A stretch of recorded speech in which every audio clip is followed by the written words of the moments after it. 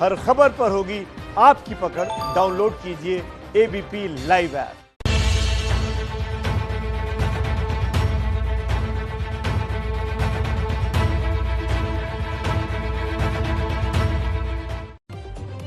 नमस्कार, पंचनामा में आपका बहुत बहुत स्वागत है। देखिए, एनसीबी की जांच चल रही है सुशांत मौत मामले में। इसमें बड़ा खुलासा हुआ है। सुशांत के लिए विदेश से ड्रग्स आते थे। पूरी खबर दिखाएंगे आपको। और आज प्रधानमंत्री नरेंद्र मोदी का जन्मदिन है। कहीं पर केक काटा गया तो कहीं पर आतिशबाजी हुई और विरोध के अंदर पकौड़े भी तले गए। ये भी आपको बताएंगे। उधर प्रयागराज में योगी सरकार के फैसले के विरोध में प्रदर्शन कर रहे छात्रों पर पुलिस ने लाठियां बरसाई। आगे दिखाएंगे आप। राज्यसभा में आज राजनाथ सिंह ने भारत और चीन सीमा पर चल रहे विवाद को लेकर जानकारी दी। राजनाथ सिंह ने ये कहा कि चीन खेल खेल रहा है। ये सारी खबर आपको आगे दिखाएंगे। तो चलिए पंचनामा की शुरुआत कर लेते हैं आज की सबसे बड़ी खबर के साथ। बॉलीवुड के ड्रग्स कनेक्शन को लेकर कंगना ने मोर्चा खोल रखा है और एक बार फिर उन्होंने ट्वीट कर सवाल उठाने वालों पर हमला बोला।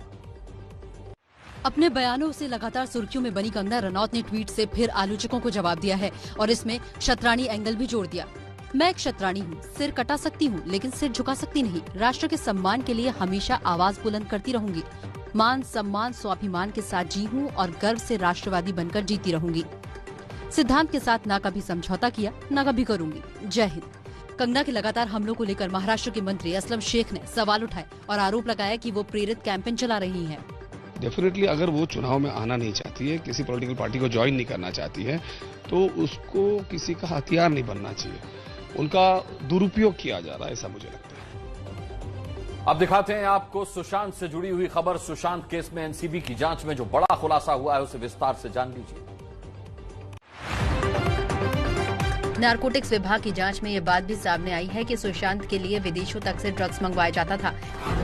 एनसीबी के सूत्रों के मुताबिक सुशांत के लिए नीदरलैंड के एम्स्टर्डम शहर, कनाडा और यूके से ड्रग्स मंगाया जाता था। पूछताछ में पता चला है कि रिया और सुशांत हाई क्वालिटी बर्ड्स का नशा करते थे और इन 3 जगहों पर सबसे महंगे बर्ड्स मिलते हैं। जांच में ये बात भी पता चली है कि खास मौकों पर रिया ही बर्ड्स सप्लाई करने का निर्देश देती थी। तस्करी कर भारत लाए गए बर्ड्स की डिलीवरी सुशांत के घर पर होती थी। इसके साथ ही साथ सुशांत के घर पर हिमाचल प्रदेश से आने वाला चरस भी मंगवाया जाता था। और देखिए, इस मामले में अपना नाम सामने आने के बाद एक्ट्रेस रकुलप्रीत सिंह ने दिल्ली हाईकोर्ट का दरवाजा खटखटाया है। याचिका में रकुलप्रीत सिंह की ओर से कहा गया है कि उनका नाम बदनाम करने की कोशिश की जा रही है। ऐसे में उन्होंने मीडिया में लगातार चल रही कवरेज को रोकने की मांग की है। रकुलप्रीत की याचिका में कहा गया है कि रिया चक्रवर्ती के जिस बयान के आधार पर उनके खिलाफ ड्रग्स लेने का आरोप लगाया जा रहा है, उस बयान से रिया पहले ही मुकर चुकी है। रकुलप्रीत की याचिका पर सुनवाई करते हुए दिल्ली हाई कोर्ट ने सूचना एवं प्रसारण मंत्रालय, एनबीए यानी कि नेशनल ब्रॉडकास्टर्स एसोसिएशन और प्रसार भारती को नोटिस जारी कर जवाब देने को कहा है। इसके साथ ही रकुलप्रीत से भी कहा है कि अगर वो चाहे तो संबंधित मंत्रालय में अपनी शिकायत दे सकती हैं। तो रकुलप्रीत सिंह ने तो हाईकोर्ट का दरवाजा खटखटा दिया है, लेकिन सुशांत केस में अब कई बड़े सितारे भी मुश्किल में पड़ सकते हैं। अकाली दल के नेता मनजिंदर सिंह सिरसा ने करण जौहर के घर पिछले साल हुई पार्टी में ड्रग्स सेवन का आरोप लगाया है। यही वो वीडियो है जिसे लेकर बॉलीवुड के कई दिग्गज मुश्किल में आ सकते हैं। अकाली दल के नेता मनजिंदर सिंह सिरसा ने साल भर पुराने इस वीडियो का हवाला देकर एनसीबी से मांग की है कि करण जौहर के घर हुई इस पार्टी में मौजूद लोगों की जांच की जाए। सिरसा ने अपनी शिकायत में बताया है कि वीडियो पिछले 28 जुलाई का है। इस वीडियो में आप दीपिका पादुकोण, मलाइका अरोड़ा, अर्जुन कपूर, शाहिद कपूर, वरुण धवन, जोया अख्तर, विकी कौशल और रणबीर कपूर समेत कई सितारों को देख सकते हैं। सिरसा का आरोप है कि इस पार्टी में ड्रग्स का सेवन किया गया था। करण जौहर की वीडियो की बात कर रहा हूं, उनके घर की पार्टी की, जिसमें दीपिका पादुकोण भी हैं, शाहिद कपूर भी हैं और भी जो leading stars of this industry हैं। और ख़ास तौर पर जो लोग ड्रग्स कर रहे हैं और फिर ड्रग्स करने के बाद अपने नेज़ल नाक को साफ करते जब वो कॉन्शियस होते हैं, जब वीडियो उन पे आती है, तो विक्की कौशल भी। तो मैंने उन सबके नाम के साथ बाय नेम ये अपनी फॉर्मल कंप्लेंट जो है वो एनसीबी के चीफ को हैंड ओवर की है। सिरसा ने इस वीडियो को लेकर पहले भी शिकायत की थी। उनका कहना है कि मुंबई पुलिस ने शिकायत के बावजूद इस वीडियो की जांच नहीं की थी। और देखिए, भारत चीन बॉर्डर पर चल रहे विवाद को लेकर आपके जहन में कई सारे सवाल होंगे, तो लीजिए उसका जवाब यहाँ है। रक्षा मंत्री राजनाथ सिंह ने भारत चीन तनाव को लेकर आज राज्यसभा को जानकारी दी। साथ ही राजनाथ सिंह ने यह भी कहा कि चीन की कथनी और करनी में फर्क है। अब देखिए, चीन की गतिविधियों से यह पूरी तरह से स्पष्ट है उसकी कथनी और उसकी करनी में अंतर है। और इसका प्रमाण है कि जब डिस्कशन चल ही रहे थे, चीन की तरफ से 29 और 30 अगस्त की रात को प्रोवोकेटिव माने उकसाने वाली, भड़काने वाली सैनिक कार्रवाई की गई, तो चीन की तरफ से की गई, भारत की तरफ से नहीं की गई। एलएसी पर अवैध कब्जे के बाद चीन लगातार उकसाने की कार्रवाई कर रहा है। रक्षा मंत्री ने आज राज्यसभा में एलएसी के ताजा हालात पर जानकारी दी। राजनाथ सिंह ने 29-30 अगस्त को चीन की कार्रवाई का जिक्र किया, जिसमें बातचीत के बीच एक बार फिर तनाव बढ़ाने की कोशिश की थी। राजनाथ सिंह ने भरोसा दिलाया कि चीन की किसी भी हरकत का जवाब देने के लिए भारत पूरी तरह से सक्षम है। अगली खबर भी चीन से जुड़ी हुई है। चीन की इंटरनेशनल जासूसी पर बड़ी खबर सामने आई। अब अमेरिका ने भी मान लिया कि चीन ने भारत में जासूसी की है। दूसरे देशों की जानकारी हासिल करने की फिराक में लगा चीन कई देशों में साजिश रच रहा है। अब ऐसी ही साजिश के आरोप में अमेरिका में 5 चीनी नागरिकों को गिरफ्तार किया गया है। बताया जा रहा है कि गिरफ्तार चीनी नागरिक अमेरिका में खुफिया जानकारियों की सेंधमारी में लगे थे। इस गिरफ्तारी के बाद अमेरिका ने भी मान लिया है कि चीन भारत में भी अपनी जासूसी का जाल तेजी से फैला रहा है। चीन की कंपनी शेनझेन इन्फोटेक और जेनहुआ इन्फोटेक पर भारत में जासूसी करने का आरोप लगा है। चीन की कंपनी के भारत में डेटा जासूसी मामले पर सरकार ने जांच शुरू कर दी है। और आपको ये भी बता दें कि चीन के जासूसी नेटवर्क की जांच के लिए एक एक्सपर्ट कमेटी का गठन किया गया है, जो 30 दिन में जांच करके सरकार को रिपोर्ट देगी। नेताओं, पत्रकारों से लेकर सेना के अधिकारियों तक की जानकारी चुराने की कोशिश कर रहे चीन को बेनकाब करने के लिए सरकार ने कदम उठाने शुरू कर दिए हैं।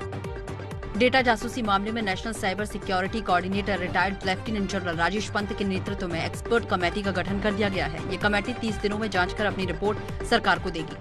विदेश मंत्रालय ने भारत में चीन के राजदूत के सामने चीनी company जेनहुआ data information technology company की जासूसी का मुद्दा उठाया, तो चीन ने कहा कि जेनहुआ एक निजी कंपनी है। चीन को बताया गया है कि कोई भी विदेशी कंपनी बिना सहमति के भारत के नागरिकों के व्यक्तिगत डेटा या सूचनाओं को हासिल नहीं कर सकती है।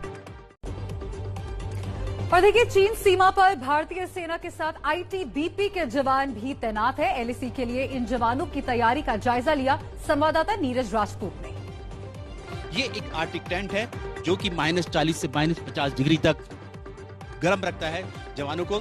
8 से 10 जवान जो है, जो हमें बताया गया है कि 8 से 10 जवान इस टेंट के अंदर रह सकते हैं। ये भी आर्टिक टेंट है, ठीक वैसे ही जैसे भारतीय सेना इस्तेमाल करती है। ये थोड़ा सा जो टेंट है, ये मीडियम आर्टिक टेंट इसको बोला जाता है। इसके अंदर एक बुखारी भी लगाई जा सकती है। बुखारी दरअसल अंगीठी होती है जो केरोसिन से चलती है और किसी भी तरह से कोई नुकसान नहीं करती है। ठंड से भी बहुत बचाती है क्योंकि उनके पास अपनी यूनिफॉर्म भी होती है और काफी गर्म रहती है, चाहे बर्फबारी हो, बारिश से हो।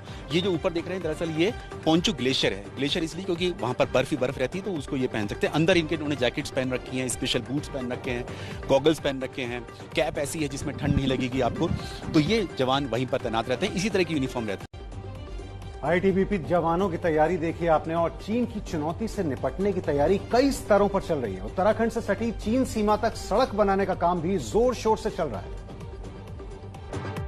बीआरओ ने उत्तराखंड के चमोली जिले में चीन सीमा तक सड़क पहुंचा दी है। बीआरओ की सड़क मलारी से करीब 40 किलोमीटर आगे भारत की आखिरी चेकपोस्ट रिमखिम तक जा रही है।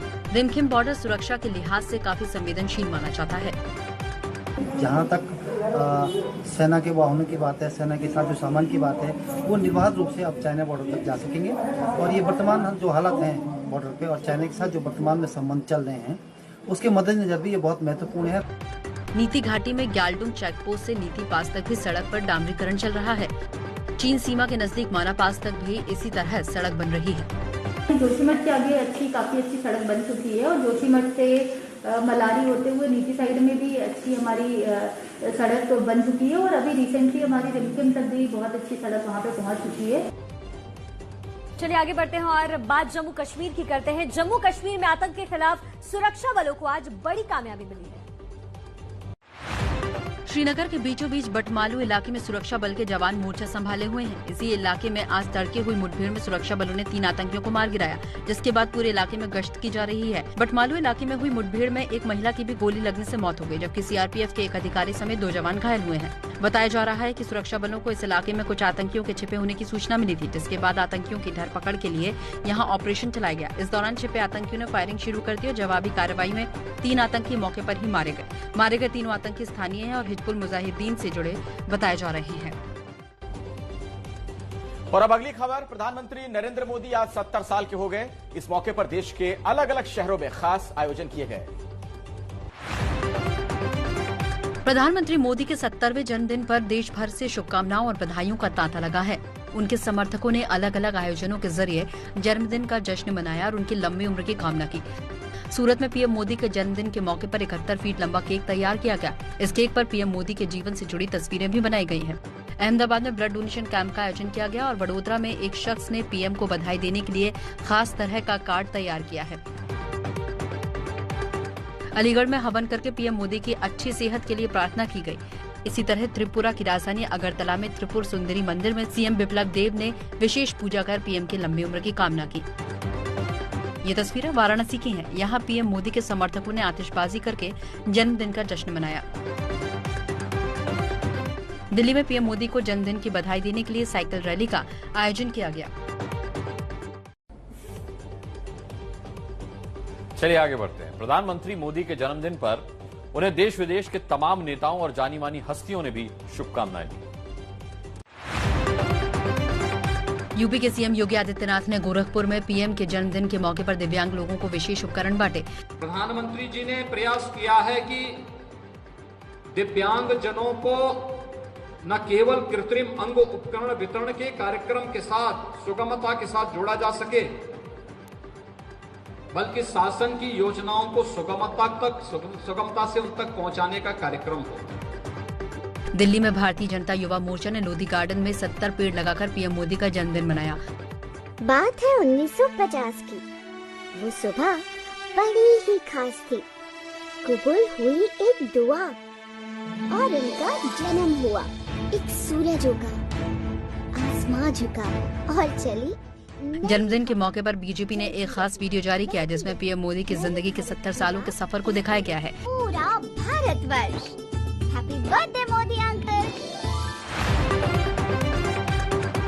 पीएम के 70वें जन्मदिन पर कांग्रेस नेता राहुल गांधी ने भी उनको शुभकामनाएं दी। नेपाल के पीएम केपी शर्मा ओली ने ट्वीट करके मोदी को जन्मदिन की बधाई दी और कहा कि दोनों मिलकर भारत नेपाल के रिश्तों को और मजबूत बनाएंगे।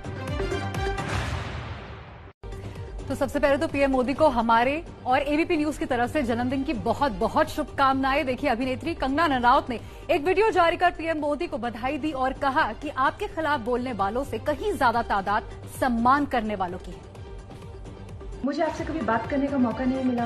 हम जब भी मिले हैं 2-3 बार फोटो ऑप्स के लिए मिले हैं, लेकिन मैं आपसे कहना चाहती हूँ कि ये देश आपको बहुत सराहता है। मुझे पता है कि ऐसी बहुत सारी आवाजें हैं, बहुत सारा शोर है जहाँ पे जितना अनफेयरली आपको ट्रीट किया जाता है, शायद ही किसी को इतनी गंदी बातें कही जाती है और इतना अपमान किया जाता है, खासकर किसी प्रधानमंत्री को तो शायद ही कोई इतने अभद्र शब्द और इतनी गलत बातें बोलता होगा।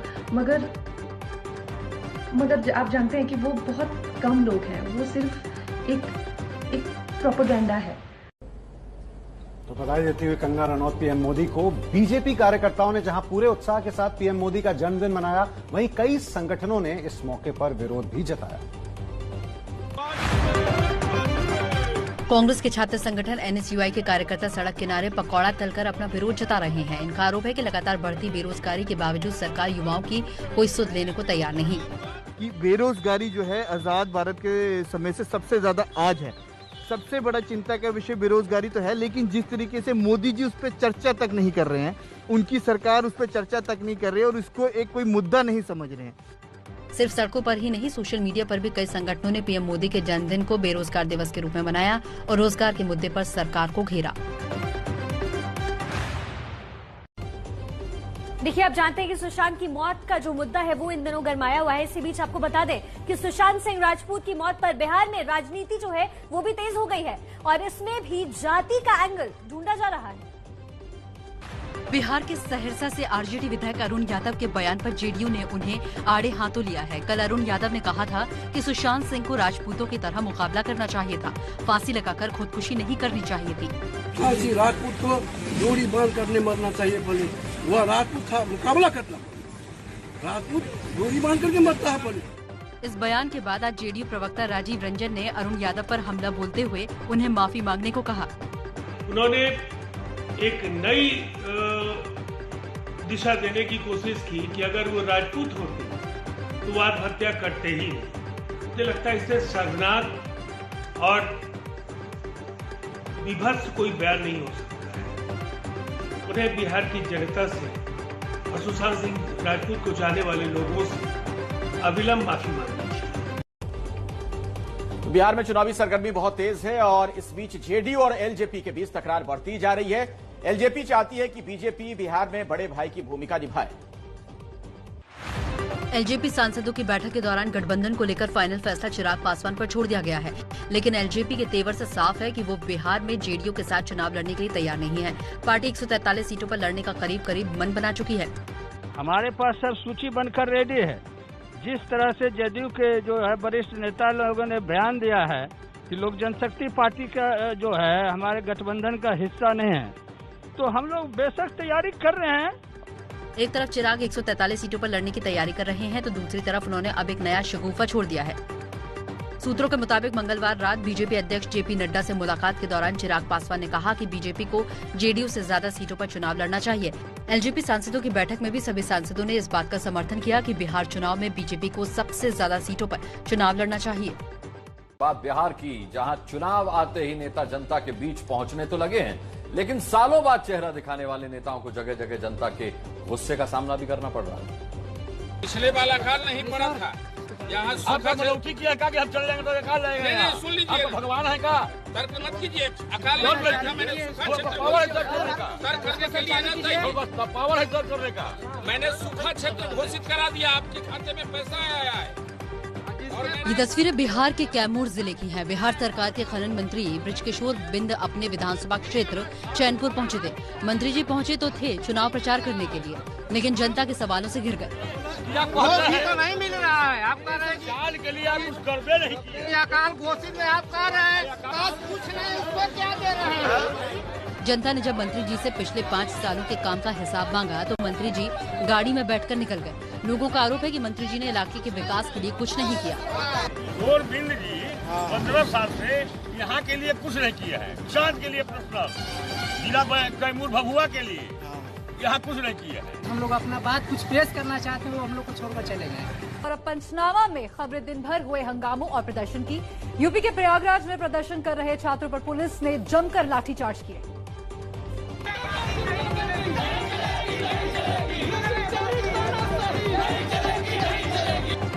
सरकारी नौकरी में 5 साल की संविदा की योगी सरकार के फैसले के विरोध में प्रयागराज में आज छात्र सड़कों पर उतर आए।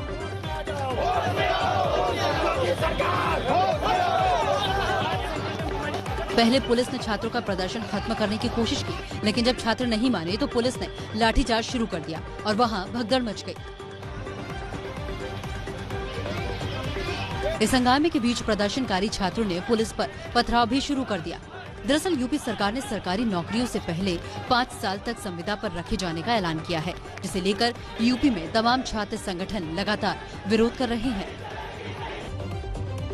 ये प्रयागराज का हाल देखा आपने। अब बेरोजगारी के मुद्दे पर लखनऊ में प्रदर्शन कर रहे छात्रों की भी पुलिस से झड़प हुई। देखिए।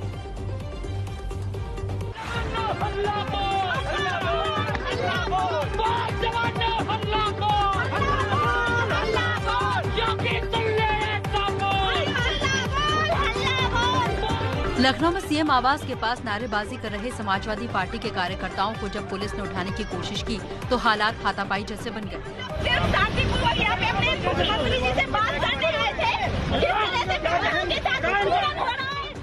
समाजवादी पार्टी छात्र सभा की इस कार्यकर्ता को गाड़ी तक पहुंचाने के लिए महिला पुलिस को काफी मशक्कत करनी पड़ी।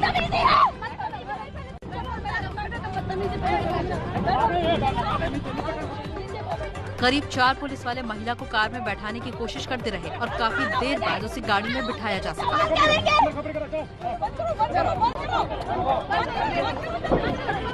यूपी में बेरोजगारी के मुद्दे पर प्रदेश के कई शहरों में आज विपक्षी पार्टियों ने जोरदार प्रदर्शन किया।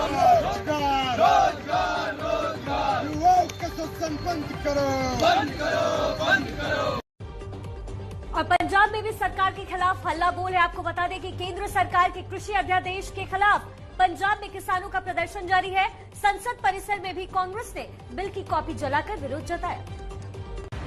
पंजाब के मुक्तसर में पूर्व सीएम प्रकाश सिंह बादल के घर के बाहर किसान धरने पर बैठ गए हैं। कृषि अध्यादेश के विरोध में ये किसान इससे पहले सड़कों और हाईवे पर जाम लगाकर प्रदर्शन कर रहे थे, लेकिन अब वो एनडीए सरकार के सहयोगी अकाली दल को निशाना बना रहे हैं। किसानों के इस प्रदर्शन में आम आदमी पार्टी भी कूद पड़ी है। किसानों को धरने वाली जगह तक पहुंचाने के लिए आपने ट्रैक्टर तैयार कर रखे हैं। कृषि अध्यादेश के विरोध में दिल्ली में कांग्रेस सांसदों ने काली पट्टी बांधकर विरोध जताया। पंजाब से जुड़े कांग्रेस के सांसदों ने अध्यादेश की कॉपी को आग भी लगाई। दरअसल कांग्रेस इस बिल को किसान विरोधी बता रही है, जबकि सरकार का कहना है कि इस बिल से किसानों को उनकी फसल के अच्छे पैसे मिलेंगे।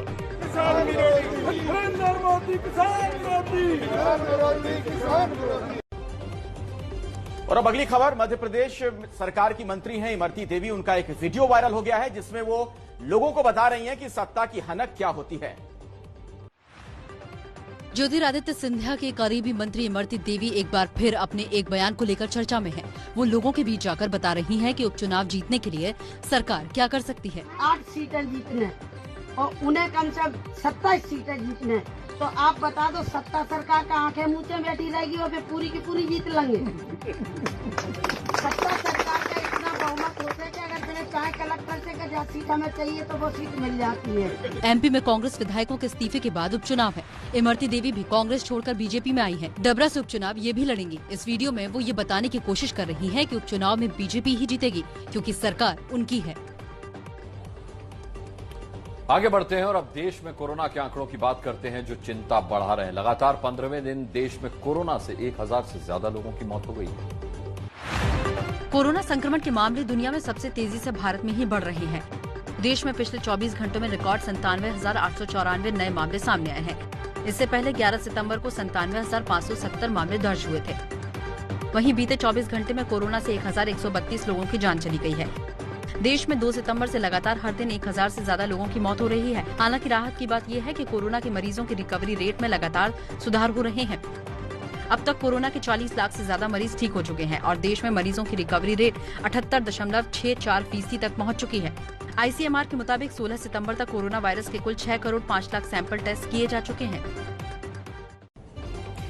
तो देश में इस वैश्विक महामारी से संक्रमित लोगों की संख्या दिन ब दिन बढ़ती जा रही है। देश में कोरोना से ठीक होने का आंकड़ा भी बहुत ज्यादा है, लेकिन इस बीच एक डराने वाली खबर सामने आई है। कोरोना से ठीक हो चुके मरीजों को दोबारा से कोरोना का संक्रमण हो गया है। एक बार कोरोना से संक्रमित होने के बाद शरीर में कोरोना से लड़ने के लिए एंटीबॉडीज बन जाते हैं, जिससे दोबारा संक्रमण का खतरा नहीं होता। लेकिन दिल्ली में CSIR के institute of genomics and integrative biology के रिसर्च में दोबारा संक्रमण का खुलासा हुआ है। क्या होता है, जब वायरस म्यूटेट करता है तो उसके अगेंस्ट एंटीबॉडी बनेगा, उस जीनोम के अगेंस्ट एंटीबॉडी बनेगा जो उसमें बन रहा है। लेकिन जब वायरस म्यूटेट कर जाता है तो उसका जीनोम थोड़ा सा बदल जाता है। तो जब वो वायरस दोबारा से अटैक करेगा तो एंटीबॉडी जरूरी नहीं है कि पहले वायरस के अगेंस्ट वाली जो एंटीबॉडी है वो इसमें काम आ जाएगी। दरअसल वायरस म्यूटेट करता है, कहने का मतलब वो अपनी आंतरिक संरचना को पहले से बदल लेता है और उस बदले हुए रूप के खिलाफ शरीर में एंटीबॉडीज नहीं होती और मरीज दोबारा संक्रमित हो जाता है। चिंता की बात यह भी है कि जिन मरीजों पर परीक्षण किया गया, दोबारा संक्रमित होने पर उनमें कोई लक्षण नहीं दिखे। नोएडा, दिल्ली, मुंबई और तेलंगाना में दोबारा संक्रमण के केस आए हैं। हालांकि दोबारा संक्रमित केस की संख्या बेहद कम है, लेकिन अगर इनकी संख्या बढ़ती है तो कोरोना के खिलाफ वैक्सीन बनाने और उसे अपडेट करने का काम बेहद मुश्किल होगा। तो कोरोना का कहर तो चल ही रहा है, लेकिन कोरोना के साथ साथ डेंगू, मलेरिया और चिकनगुनिया ने भी चिंता बढ़ा दी है। कोरोना के साथ दूसरे फ्लू होने से मरीज की हालत और गंभीर हो जाती है। हाल ही में दिल्ली एम्स अस्पताल में मरीज को कोरोना के साथ डेंगू या मलेरिया के करीब 50 केस सामने आए हैं। ये स्थिति कोरोना से भी खतरनाक है। दरअसल कोरोना, डेंगू, मलेरिया और चिकनगुनिया के लक्षण लगभग एक जैसे होते हैं। इस बीच डॉक्टरों को मरीज की ठीक ठाक बीमारी का पता लगाना बेहद मुश्किल हो जाता है। देर से लक्षणों के दिखने की वजह से मरीज की हालत गंभीर हो जाती है और इलाज करना बहुत मुश्किल हो जाता है। अगर किसी मरीज के साथ ऐसा होता है तो उसे क्या करना चाहिए, सुनिए। जहाँ भी जरूरत पड़ती है तो वहाँ मलेरिया का टेस्ट कर सकते हैं, डेंगू का कर सकते हैं, कोविड का कर सकते हैं और आजकल ऐसे टेस्ट उपलब्ध हैं जो कुछ ही घंटों में इन तीनों का रिजल्ट आ जाएगा। देखिए, कोरोना का आंकड़ा तो बढ़ ही रहा है, साथ ही लापरवाही भी बढ़ रही है। कोरोना के बढ़ते कहर के बीच कल जब संसद में एक सांसद ने बिना मास्क बोलना शुरू किया तो देखिए फिर क्या हुआ। राज्यसभा में कल की कार्यवाही के दौरान की तस्वीरें हैं, जब शिवसेना सांसद प्रियंका चतुर्वेदी ने कुछ बोलने से पहले अपने चेहरे से मास्क हटा दिया और दलील दी कि मास्क के चलते उनकी आवाज साफ नहीं आ रही। हालांकि राज्यसभा चेयरमैन की ओर से इस पर फौरन ऐतराज जताया गया। Shrimati Priyanka Chaturvedi, please speak. From Lok Sabha. 3 minutes. I'm sorry, I'll have to take off the mask because I want to be clear about what I'm speaking. And with all due respect to the Honorable Deputy Chairperson. कृपया mask पहन ले। जी sir, मैं इसको साफ कर दूंगी, but clarity voice की दिक्कत होगी। So प्रियंका जी, माननीय चेयरमैन साहब ने कहा कृपया मास्क जी सर लगा ले। सांसदों को कोरोना के खतरे से बचाने के लिए संसद में कई उपाय किए गए हैं और यही वजह है कि सांसद के मास्क हटाने पर सभापति ने तुरंत उन्हें टोक दिया। और आपको ये बता दें कि दुनिया में कोरोना के मरीजों की संख्या 3 करोड़ से भी ज्यादा हो चुकी है। पूरी दुनिया में कोरोना के संक्रमण की रफ्तार इस वक्त सबसे तेज है और इसे आंकड़ों से भी साफ समझा जा सकता है। कोरोना के केस 2 से 3 करोड़ पहुंचने में सिर्फ 39 दिनों का वक्त लगा है। पहले 1 करोड़ केस 156 दिन में मिले थे, जबकि 2 करोड़ केस होने में 44 दिन लगे थे। कोरोना की चिंता बढ़ाने वाले आंकड़े के बीच यूएन के सेक्रेटरी जनरल एंटोनियो गुटरेस ने महामारी से निपटने के लिए फिर दुनिया के देशों से साथ आने की अपील की है। कोरोना वायरस अब तक दुनिया में 9,45,000 से ज्यादा लोगों की जान ले चुका है। हालांकि राहत की बात यह है कि इस महामारी की चपेट में आने वाले 2 करोड़ 18 लाख से ज्यादा लोग अब तक ठीक हो चुके हैं। चलिए आगे बढ़ते हैं और आपको एक वीडियो दिखाते हैं। देखिए, गुजरात के अस्पताल का ये वीडियो सोशल मीडिया पर वायरल हो रहा है, जिसमें अस्पताल कर्मचारी मरीज को पीटते दिख रहे हैं। फर्श पर एक शख्स गिरा पड़ा है और कुछ लोग शोर मचा रहे हैं। इस शख्स को काबू में करने की कोशिश में लगे हुए हैं। जमीन पर गिरा शख्स कोरोना मरीज बताया जा रहा है और जमीन पर गिरे गिरे वो पानी मांग रहा है, लेकिन अस्पताल का स्टाफ पानी देने की बजाय उसे किसी तरह काबू करने में लगा है। पीपीई किट पहने एक शख्स ने तो उसके सीने पर अपना पैर तक रख दिया है और कुछ लोग उसे थप्पड़ भी मार रहे हैं। बताया जा रहा है कि राजकोट के सिविल अस्पताल में भर्ती इस मरीज ने किसी बात को लेकर कुछ हंगामा किया तो अस्पताल के कर्मचारियों ने उस पर बल प्रयोग शुरू कर दिया।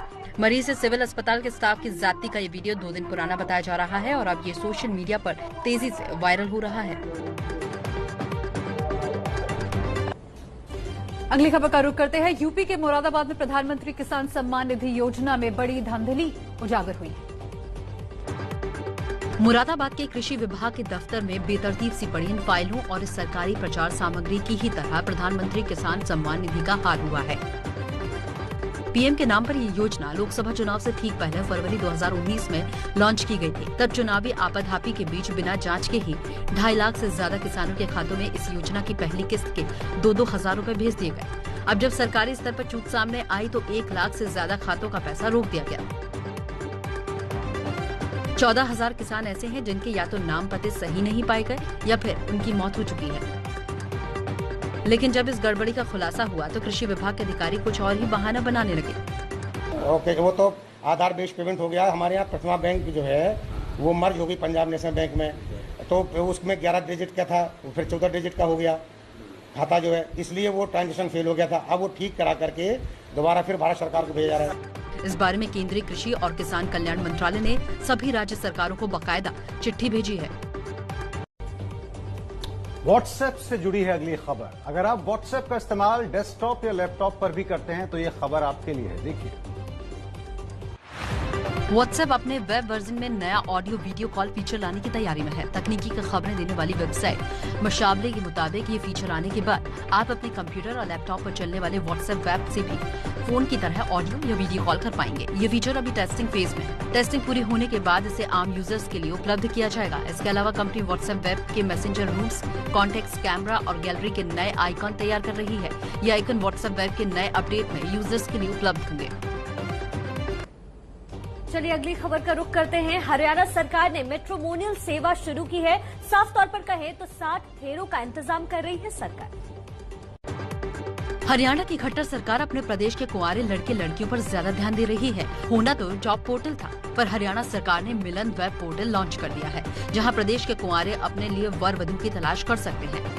हरियाणा में केंद्रीय इलेक्ट्रॉनिक्स एवं सूचना प्रौद्योगिकी मंत्रालय की तरफ से संचालित CSC के माध्यम से शादी के लिए मनपसंद रिश्ता ढूंढने वाले ग्रामीणों के लिए ग्रामीण मैट्रिमोनी पोर्टल शुरू किया गया है। इस पोर्टल पर आवेदन करने के लिए कुछ नियम बनाए गए हैं। www.milan.cscservice.in क्लिक करके पंजीकरण के लिए यूजर आईडी बनानी होगी। जिस परिवार को पंजीकरण करवाना है उनके मोबाइल पर OTP आएगा। इसके बाद आवेदक युवक युवती प्रोफाइल देख सकेंगे। अब तक काफी लोगों ने इस प्लेटफॉर्म पर अपना पंजीकरण कराया है। अमेरिका के फ्लोरिडा और अल्बामा प्रांत में सैली तूफान भारी तबाही मचा रहा है। तूफान की मार से बड़े बड़े पेड़ धरती पर धराशायी हो रहे हैं। बारिश और तूफान का खतरनाक कॉकटेल तबाही मचा रहा है। समंदर बन चुकी सड़कों पर गाड़ियां डूबी नजर आ रही हैं। अमेरिका के फ्लोरिडा में सैली तूफान ने जमकर तबाही मचाई है। पानी पर चलने वाली छोटी छोटी शिप हो या घर मकान, सैली तूफान ने काफी कुछ बर्बाद कर दिया है।